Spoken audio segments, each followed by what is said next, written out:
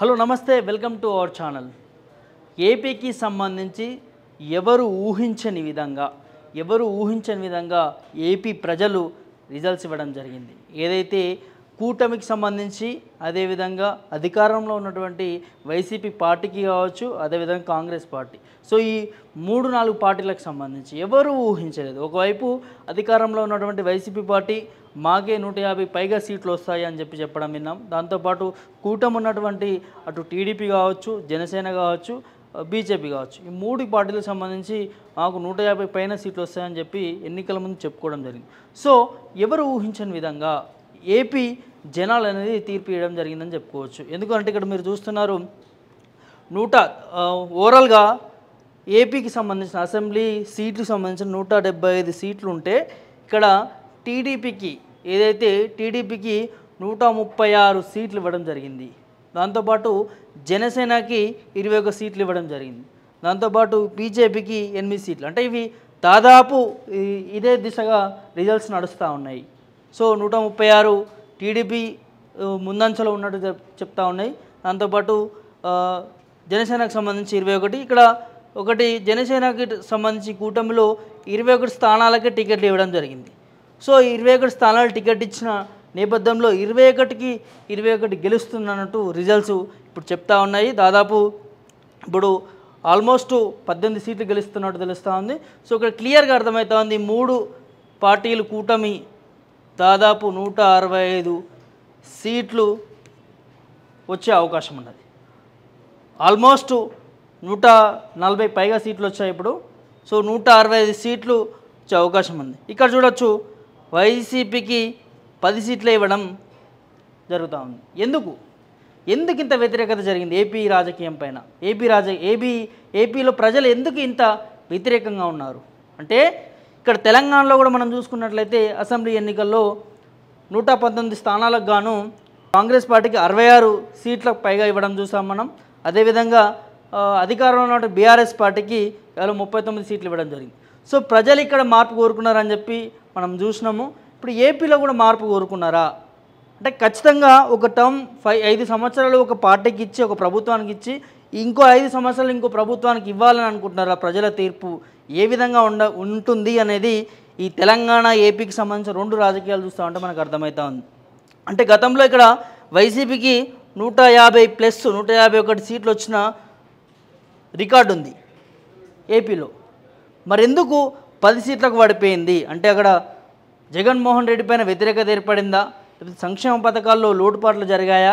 అభివృద్ధి విషయంలో జగన్మోహన్ రెడ్డి పైన వ్యతిరేకత ఉందా? లేకపోతే ఈ కూటమికి సంబంధించిన 3 పార్టీలు కూటమికి సంబంధించిన ఓట్లు చీలిపోకుండా 3 పార్టీలు పడడం జరిగిందా?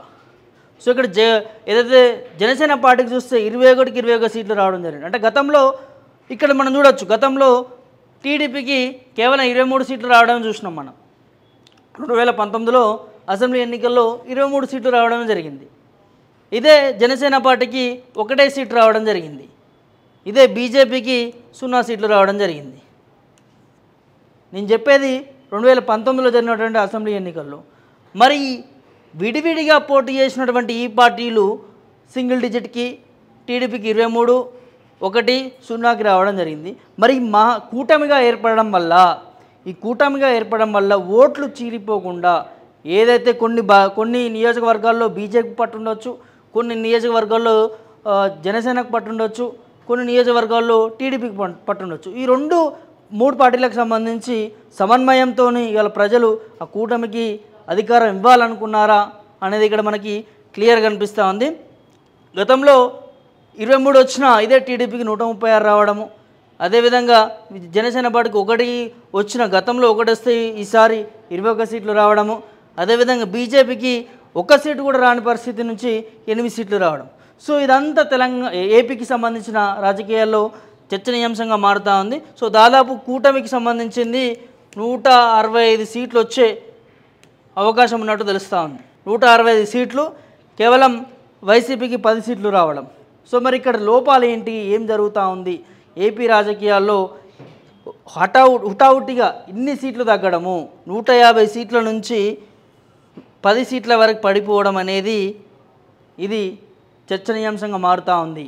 మరి ఏపీలో జగన్ పరిపాలన బాగలేకనే ప్రజలు మార్పు కోరుకున్నారా అనేది మనకి ఇక్కడ క్లియర్గా కనిపిస్తూ ఉంది. దాంతోపాటు మరి కూటమికి సంబంధించిన 3 పార్టీలు ఇవి ఒకటై జగన్మోహన్ రెడ్డి పైన గెలుపొందే దిశగా ఎన్నికల్లో ఏదైతే అమలు చేసే పథకాలపైన పదే ఒక వ్యతిరేకత తీసుకురావడం జరిగిందా, దాన్ని జగన్మోహన్ రెడ్డి తిప్పికొట్టలేకపోయిందా, ఏం జరిగింది ఎన్నికల్లో అనేది అంతు చిక్కని వ్యవహారం. కానీ ఏపీకి రాజకీయానికి సంబంధించి ప్రజలు మాత్రం క్లియర్ కట్గా ఇక్కడ మార్పు కోరుకోవడం అనేది మనకు క్లియర్గా కనిపిస్తూ ఉంది. అయితే ఇటు లోక్సభ ఎన్నికలకు సంబంధించి కూడా మనం మాట్లాడుకోవాలి. ఏపీకి సంబంధించిన లోక్సభ ఎన్నికల్లో 25 స్థానాలుంటే 25 స్థానాల్లో దాదాపు 21 పైగా టీడీపీకి వచ్చినట్టు తెలుస్తూ ఉంది, టీడీపీ కూటమికి వచ్చినట్టు తెలుస్తూ ఉంది. 4 సీట్లు ఏదైతే వైసీపీకి వచ్చినట్టు తెలుస్తూ ఉంది.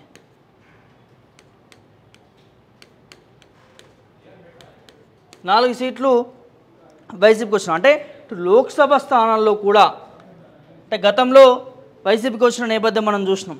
ఇప్పుడు లోక్సభ స్థానాల్లో కూడా టీడీపీ కూటమికి సంబంధించిన బీజేపీ, జనసేన, టీడీపీ పార్టీకి 21 వరకు వస్తున్నట్టు తెలుస్తూ ఉంది. ఇటు వైసీపీకి 4 సీట్లు వచ్చే అవకాశం ఉన్నట్టు మనకి క్లియర్ కట్గా అర్థమవుతా ఉంది. అయితే కొన్ని నియోజకవర్గాలు ఇక్కడ మనకి కొంతమంది గెలుపు చూసుకున్నట్లయితే జనసేన అధినేత పవన్ కళ్యాణ్కి దాదాపు 70,000 మెజారిటీ వచ్చినట్టు తెలుస్తూ ఉంది.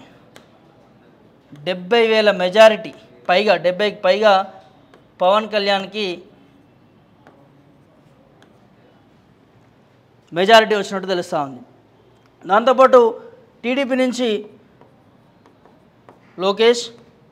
నారా లోకేష్, అదేవిధంగా చంద్రబాబు పార్టీ అధినేత, టీడీపీ పార్టీ అధినేత చంద్రబాబు, వీళ్ళందరికీ గతంలో కంటే ఎక్కువ మెజారిటీ రావడము ఇక్కడ చర్చనీయాంశంగా మారుతూ ఉంది. అంటే గత మెజారిటీ కంటే ఇప్పుడు 10+ పెరిగిందన్నట్టు మనకు తెలుస్తూ ఉంది ఇక్కడ. అంతపాటు జగన్మోహన్ రెడ్డికి, వైసీపీ నుంచి జగన్మోహన్ రెడ్డికి ఇప్పుడు ప్రస్తుత ముఖ్యమంత్రి జగన్మోహన్ రెడ్డికి సీట్లు తగ్గడం మనం చూస్తూ ఉన్నాం. పడిపోయినాయి, దాదాపు 90,000 మెజారిటీ నుంచి 60,000 మెజారిటీకి జగన్మోహన్ రెడ్డి రిజల్ట్స్ అనేది పడిపోవడం జరిగింది గతం కంటే. సో ఇవంతా కీలకంగా మారింది. అంటే ఇక్కడ గెలవడమే కాకుండా అది అత్యంత మెజారిటీతో గెలిపించడం మనం చూస్తూ ఉన్నాం. మరి వీటన్నిటిని పరిగణలోకి తీసుకుంటే ఇవాళ కూటమి అధికారంలోకి వచ్చిన తర్వాత ఏదైతే ఏపీకి సంబంధించి మరి ఏం జరగబోతూ ఉంది, జగన్మోహన్ రెడ్డి పరిపాలన కాదనుకొని కూటమికి వీళ్ళు ప్రజలు ప్రభుత్వాన్ని కట్టబెడతా ఉన్నారు. మరి 5 ఏళ్ల పాలన ఎలా ఉండబోతుందో ప్రజలు చూడాలనుకొని 3 పార్టీలకు సంబంధించి కూటమికి ఓట్లు వేయడం జరిగిందని కొన్ని రాజకీయ విశ్లేషకులకు మాట్లాడుకుంటున్న అంశం మనకి కనిపిస్తూ ఉంది. మరి ఇక్కడ ముఖ్యమంత్రి అయితే ఖచ్చితంగా ఒకవేళ టీడీపీ నుంచి టీడీపీ అధినేత చంద్రబాబు నాయుడే ముఖ్యమంత్రి క్యాండిడేట్ అని మనకు క్లియర్ కట్గా తెలుసు. మరి ఈ 3 పార్టీలకు సంబంధించి కూటమి అధికారంలోకి వచ్చిన నేపథ్యంలో మరి మంత్రుల శాఖలో ఎవరుంటారు, అదేవిధంగా ఉప ముఖ్యమంత్రి ఎవరికి అయ్యే అవకాశం ఉంది. ఇక్కడ మనం క్లియర్గా జనసేన పార్టీ నుంచి ఖచ్చితంగా పవన్ కళ్యాణ్కి ఆ క్యాండిడేట్ ఉంటాడు, ఖచ్చితంగా ఉప ముఖ్యమంత్రి రేస్లో ఉంటాడని చెప్పి గెలవక ముందుగా చాలా అంశాలు మనం చూసినాం. ఒక విధంగా ఈ టీడీపీ పార్టీకి సంబంధించి, బీజేపీ పార్టీకి సంబంధించి పవన్ కళ్యాణ్ చాలా కృషి చేసిన అన్నట్టు చెప్తా ఉన్నారు. చాలామంది రాజకీయ నాయకులు కూడా ఈసారి జనసేన పార్టీ పుంజుకుంది, పవన్ కళ్యాణ్ ఖచ్చితంగా కష్టపడిండు, 3 పార్టీలకు సంబంధించి సమన్వయంగా పనిచేస్తున్నారని చెప్పి చాలామంది చెప్పిన నేపథ్యం మనం చూసినాం. మరి ఇక్కడ క్యాబినెట్కి సంబంధించి, అదేవిధంగా ఉప ముఖ్యమంత్రి సీటుకి సంబంధించి, సో వీటన్నిటిలో మరి 3 పార్టీలకు సంబంధించి ఏమైనా పోరు జరిగి కొట్లాటలు జరిగే అవకాశం ఉందా, లేకపోతే సమన్వయంతో 3 పార్టీలు చర్చ జరిపి ఎవరికి ఏ మంత్రిత్వ శాఖ కేటాయించాలో అది కేటాయిస్తారా అనేది మనం ముందు వేచి చూడే అంశం ఉంటుంది. సో నేటితో అయితే రిజల్ట్స్ బయటపడ్డ నేపథ్యంలో టీడీపీకి సంబంధించిన కూటమికి సంబంధించిన ప్రభుత్వం ఏర్పడతా ఉంది ఏపీలో. మరి ఈ నెల 9వ తారీఖున ముఖ్యమంత్రి ప్రమాణ స్వీకారం కూడా ఉండబోతా ఉంది. సో చూద్దాం ఏపీ రాజకీయాలు ఏ విధంగా ఉండబోతా ఉంది. సో ఈ ప్రజలు పట్టం కట్టిన నేపథ్యంలో కూటమి ఏ విధంగా ప్రభుత్వ పరిపాలన చేయబోతుందో మనం ముందు చూద్దాం.